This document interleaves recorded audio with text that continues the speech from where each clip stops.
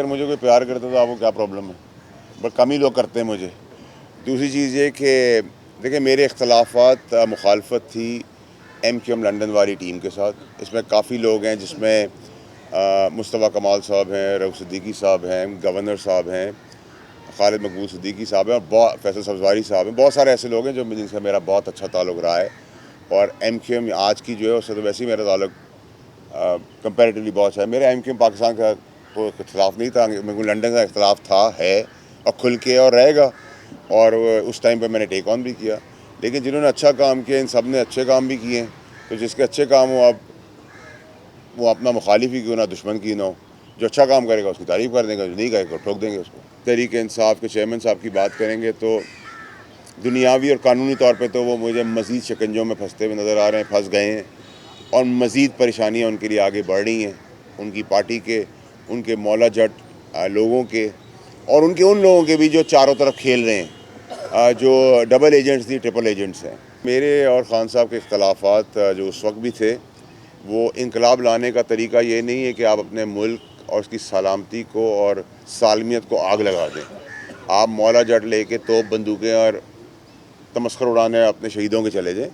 इनकलाब लाने के तरीके बहुत सादा, बहुत तरीके हैं। इनकलाब आप अपनी ज़बान से, अपनी आवाज़ से, अपने पुरअमन एहतजाज से, अपने राइट ऑफ डिफेंस से, कोर्टों के थ्रू, जस्टिस सिस्टम के थ्रू, TV टॉक शोज़, आपके तवस्सुस से आप वो इनकलाब ला सकते हैं।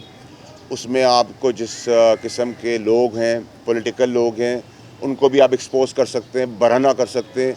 और दीगर लोग भी अगर उसके पीछे मुलव्विस हों, जो ऐसी शरारतें कर रहे हों जो मेरे एतबार में थीं PTI के दौरे हुकूमत के अंदर, और अगर आज भी होगी तो इंशाल्लाह खुल के डिफेंड भी करेंगे और खुल के जो है वो उसका एहतसाब भी करेंगे, खुल के आपको बताएंगे भी। रऊफ़ सिद्दीकी साहब की मेहरबानी है कि उन्होंने ऐसी बात की, मैं उनका शुक्रगुज़ार हूँ। जहाँ तक इनकलाबी और इनकलाब की कोशिश कर रहे हैं, ले आएंगे तो फिर उनकी वो ख्वाहिश पूरी कर लेंगे। हमारे बड़े हैं, भाई हैं। देखिए ये मौला जट की जो सियासत है ना, देखिए मौला जट की सियासत हम भी उसी में ट्रेन हुए हैं, ठीक है। लेकिन मौला जट की सियासत का एक तरीक़ेकार होता है, एक एथिक्स होते हैं। अगर मैं आप बताऊँ कि मेरी 15 साल इस पॉलिटिकल पार्टी में कैसे परवरिश हुई है, तो मैं इज़्ज़त के बदले डबल इज़्ज़त दूंगा, प्यार के बदले डबल प्यार दूंगा, बदमाशी की जगह डबल बदमाशी करूंगा। मेरा कोई एक हाथ तोड़ेगा, मैं 2 हाथ तोड़ दूंगा। मैं तो बड़ा क्लियर हूँ अपनी ज़िंदगी के अंदर। लेकिन ये नहीं हो सकता कि आप मुझे गले लगाएं, मुझे बात करने बुलाएं, मैं आपका हाथ तोड़ दूँ। आप मुझे चाय बुलाएं, मैं आपको गाली दे दूँ। चलें, इसको भी बर्दाश्त कर लिया जाएगा। लेकिन आप तनसीबात उड़ा दें, जान और माल को ख़तरे में डाल दें, कितने लोग शहीद हो गए। और स्पेशली बहुत इम्पॉर्टेंटली अरशद शरीफ समेत, शहीद समेत बहुत सारे लोग मासूम मारे गए हैं। और अरशद शरीफ का केस अगर खुल जाए तो पाकिस्तान की किस्मत सिमत वैसी ऑटोमेटिकली चली जाएगी, क्योंकि उसमें पता चलेगा ना कौन कौन है।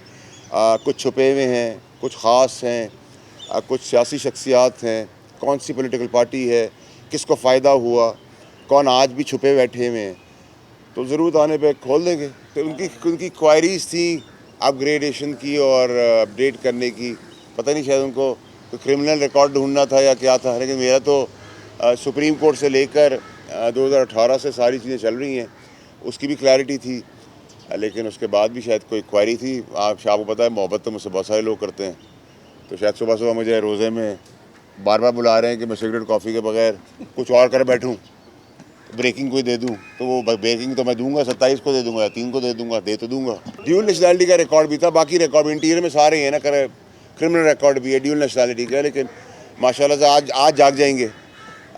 6 साल से सो रहे थे।